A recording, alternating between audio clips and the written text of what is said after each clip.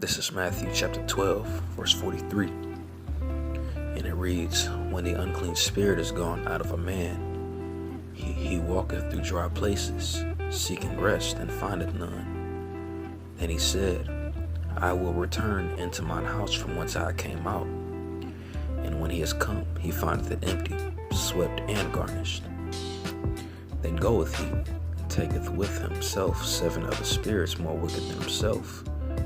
And they enter in and dwell there. And the last state of the man is worse than the first. Even so shall it be also unto this wicked generation." Shalom, brothers and sincere sisters in this truth. First and foremost, I would like to give all praise to Yahweh, Bahashem, Yahushai.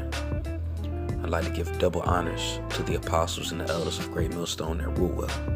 And peace and salutation to you elect Akim across the 4 corners of this earth, kicking His word in sincerity and in truth.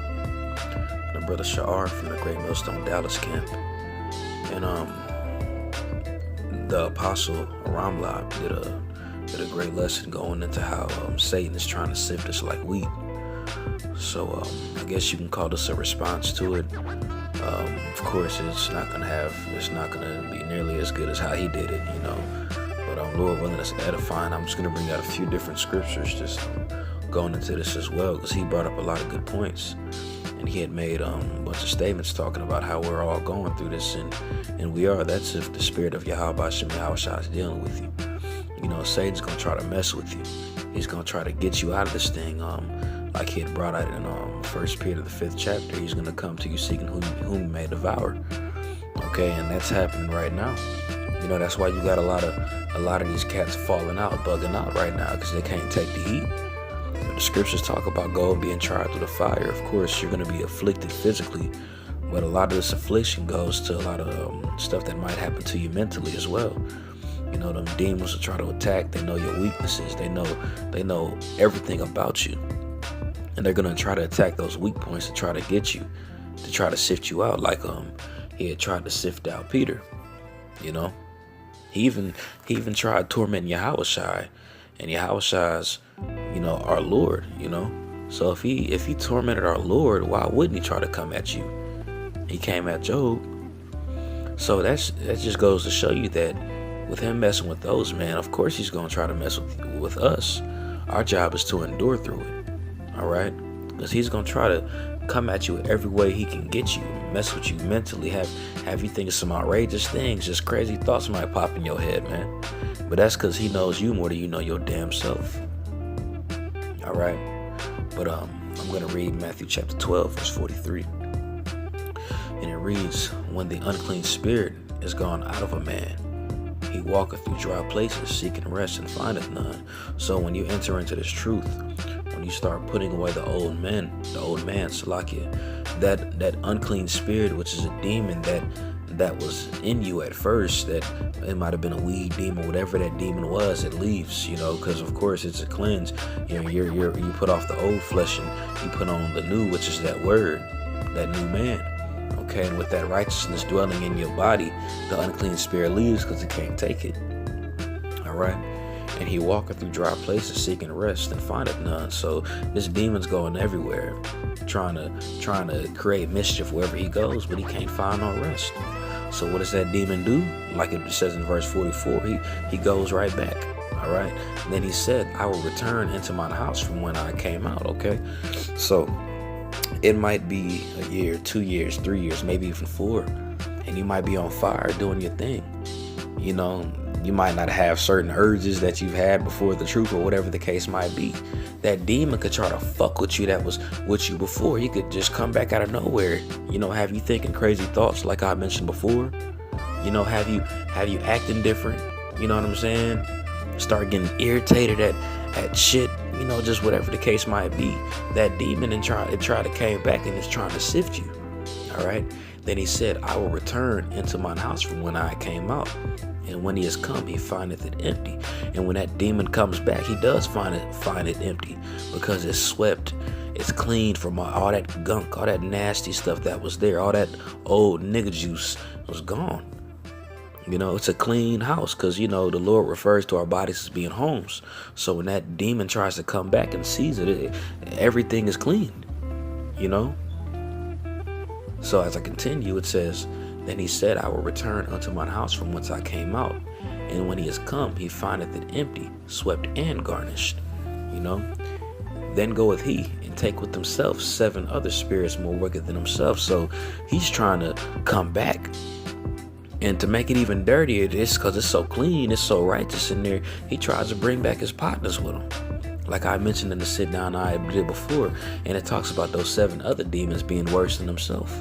Okay, so what's going on right now, if you're feeling this way, is these demons knocking at the door, trying to fuck with you, trying to sift you. They're trying to get you out this thing, whether it be your mental thoughts, certain infirmities you might catch, whatever the case might be.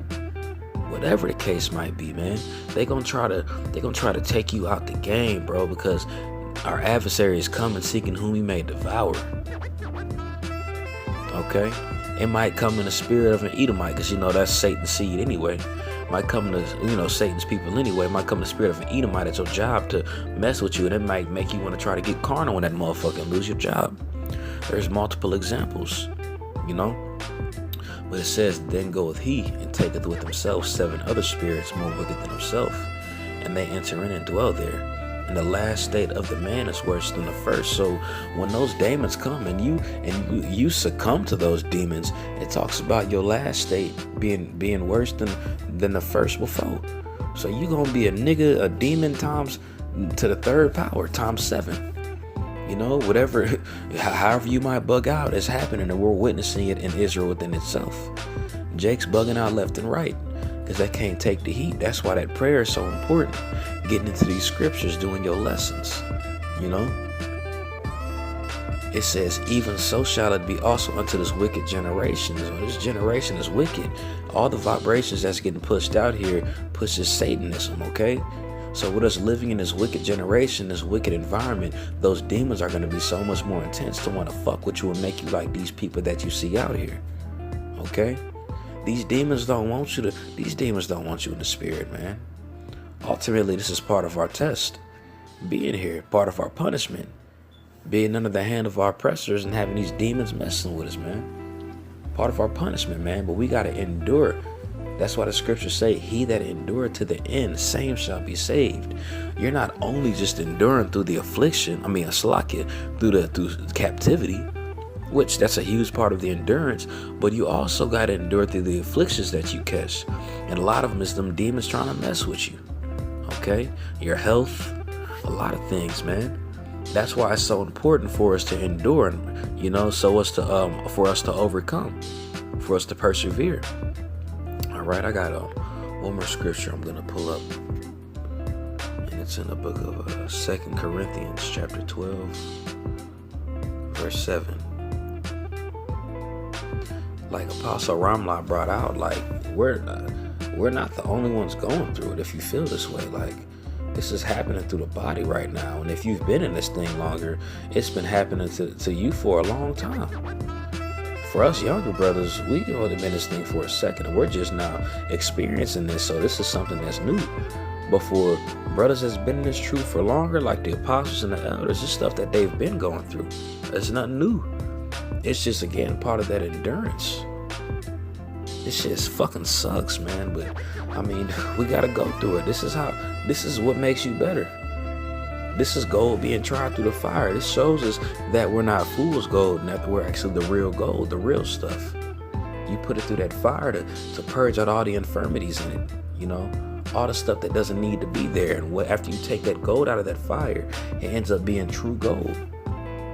All right? This is part of this trial that we're going through. Again, Yahushua went through it, Peter went through it, Job went through it, Paul went through it. There's a bunch of examples of great men who helped pave the way, especially our Lord Yahushua, because he's the Lord. He's going to come back and deliver us out of this mess. So he's the prime example. But there's an example of a bunch of men who went through this and persevered through it, that finished their course. So this is definitely nothing new. This is something that's a continuation that we have to continue going through if we want to strive for perfection, as the scriptures talk about. To be perfect, you got to know the good, bad, and the ugly. And you got to experience it as well. All right. So I'm going to read 2 Corinthians chapter 12, verse 7.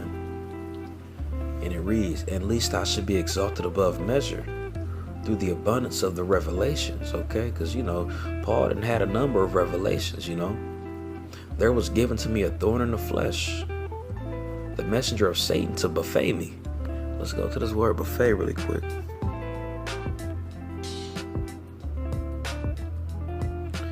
That word there in the Greek.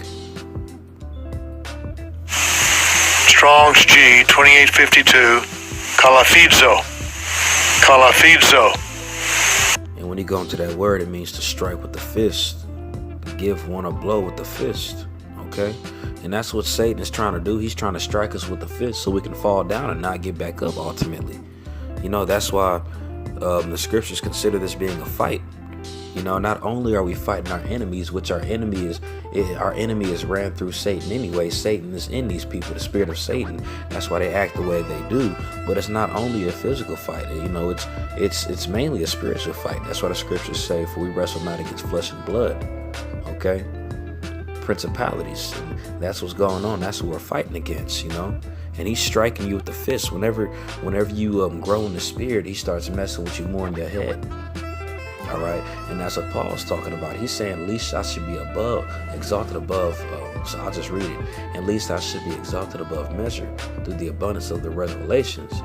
There was given to me a thorn in the flesh." So he has no need to be exalted in his revelations. It's the balance that the Most High deals with ultimately. Paul had revelations. Paul had gifts out the ass, but to keep him humble, you know what I'm saying? That's part of the humbling process. Satan will fuck with you. A messenger of Satan trying to buffet you, trying to strike you down. At least I should be exalted above measure. Okay, so that's why, he's saying that's why he can't put himself in a position where he can exalt himself above measure, because he has a thorn in his side. He's afflicted. Satan is fucking with him. That's how we gotta be, man. We can't exalt ourselves. We ain't shit, man. We've been unrighteous our whole lives until we crossed over and was reborn. Okay, so there's no need for us to exalt ourselves above measure. And then ultimately, when that demon tries to come back and mess with you, what do you want to exalt yourself for? Ultimately, you're supposed to boast in Yahweh Bashem Yahweh Shai. All right, not in yourself. That's why you got to stay humble. The Lord looks for the humble, looks for the lowly. He looks for the meek. All right, it talks about a sacrifice to him that's pleasing is a contrite spirit. And that means a broken spirit. And that's the way to have a broken spirit, is when you got stuff on your mind all the time. All right. Verse 8. "For this thing I besought the Lord thrice, that it might depart from me." So with them demons messing with him, it made him even go to the Lord, go even harder. He said, "I besought the Lord thrice." So with all that stuff happening, he was traveling. He's doing the ministry. He's excelling. Not for his glory, for glory for the Most High. That's how we gotta be, man, to know that we're nothing, man. We're nothing in this truth. So when we got stuff like that happening to us, we ain't supposed to be discouraged or lose faith. We gotta keep on pushing, push even harder. All right. Verse 9, "And he said unto me, My grace is sufficient for thee." And this is Yahweh speaking. "For my strength is made perfect in weakness. Most gladly, therefore, will I rather glory in my infirmities, that the power of Yahweh Shai Mashiach may rest upon me." So that's how it is, and that's ultimately how we gotta be, man. We're made stronger, we're made better through our weaknesses. That's how you're made perfect. In order to know the high, you have to be able to experience the low, experience the weak, to be exalted. That's why the Lord looks for a lowly spirit. He don't want nobody that feels like they're all high and mighty in this thing, like they shit don't stink, excuse my language. He wants somebody that knows how it is to struggle, knows somebody who knows what pain is. All right, that's how you humble. That's where you go to the word humiliate. "Therefore I take pleasure in infirmities and reproaches and necessities and persecutions and distresses for Yahweh Shai's sake. For when I am weak, then I am strong." Salakia. But that's ultimately to prove how we're strong. That's the one way to do it. Is us being able to endure through this weak state we're in right now in this flesh. That's how we're going to ultimately be strong in the end. I don't want to make this too long. Lord willing, it was edifying. But Satan's going to mess with you and try to sift you out like he did all the great men. Our job is to endure through this pain and suffering. And that's when we're gonna really be able to appreciate the kingdom, all right? So, again, I want to give all praise to Yahweh, Shem Yahweh Shai. Double honor to the apostles and the elders of Great Millstone that rule well.